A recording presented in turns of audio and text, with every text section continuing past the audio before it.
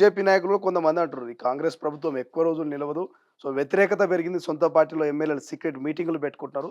So, మళ్ళీ BJP అధికారంలోకి వస్తది. అవసరమైతే ప్రభుత్వం మీద, ముఖ్యమంత్రి మీద అవిశ్వాస తీర్మానం పెడతామని అంటున్నారు బీజేపీ నాయకులు.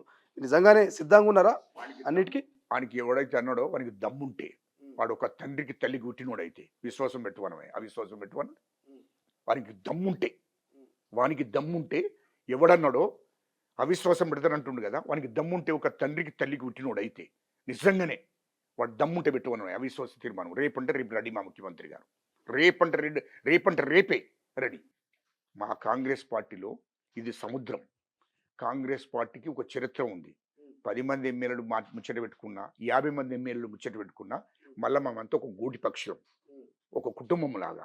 మాకు హైకమాండ్ ఉంటుంది. వీనికి ఎవరికి హైకమాండ్ ఉందా? మాకు హైకమాండ్ ఉంటుంది.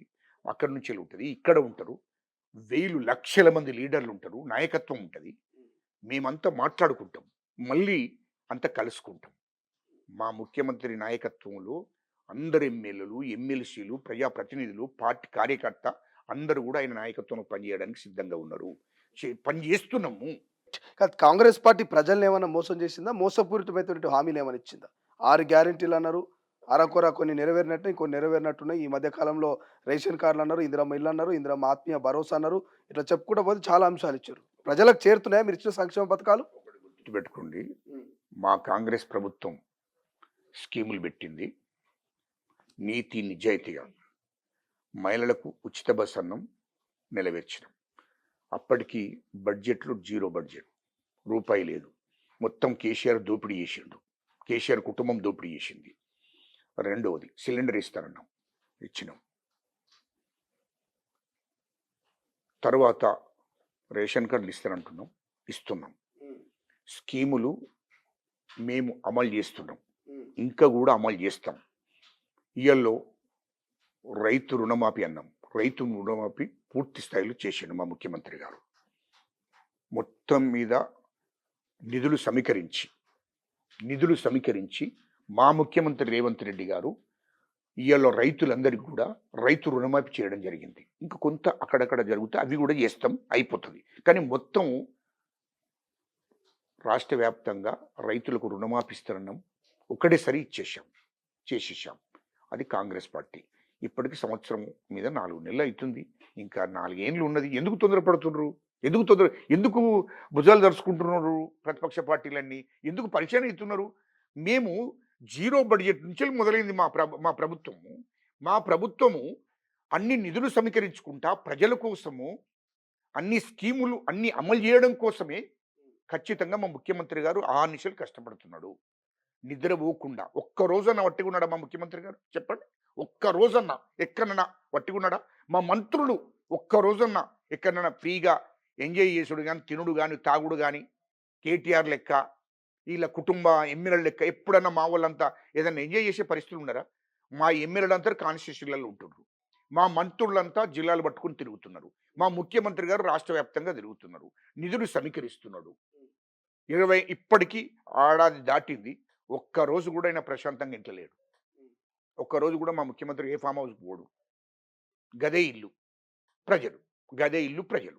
అంటే స్కీములు ఖచ్చితంగా అమలు చేస్తాం, కానీ మొత్తం రాష్ట్రాన్ని దోపిడీ చేసింది కదా. రాష్ట్రం బడ్జెట్లో 1 రూపాయి లేదు.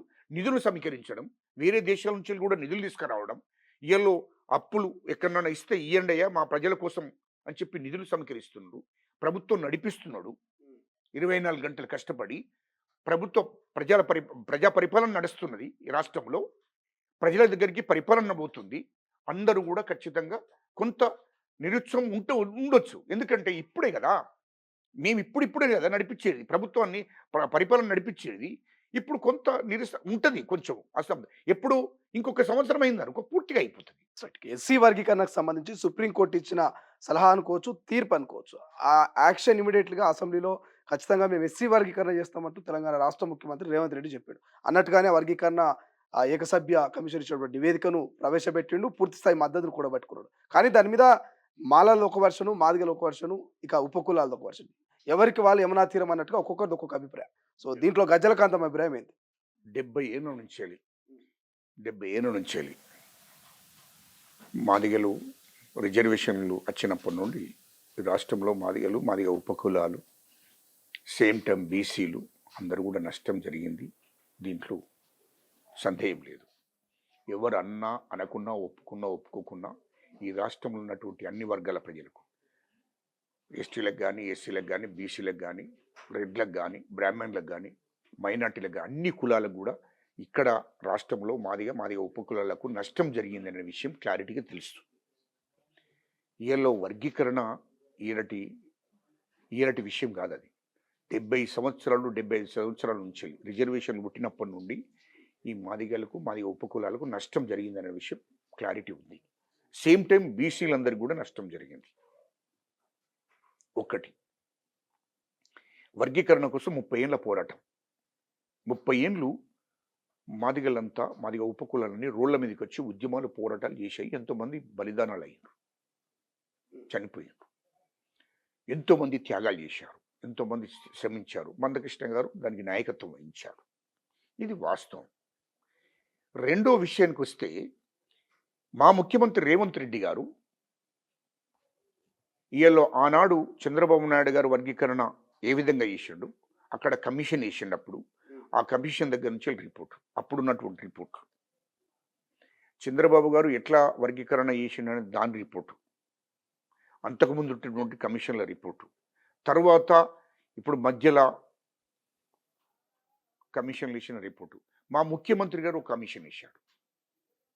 తర్వాత మా ఉత్తమ్ కుమార్ రెడ్డి గారిని దానికి చైర్మన్గా పెట్టాడు. మళ్ళీ సపరేట్ ఒక కమిషన్ వేశాడు. ఇవన్నిటి మీద కూడా అన్ని వివరాలు తెలుసుకొని, అదేవిధంగా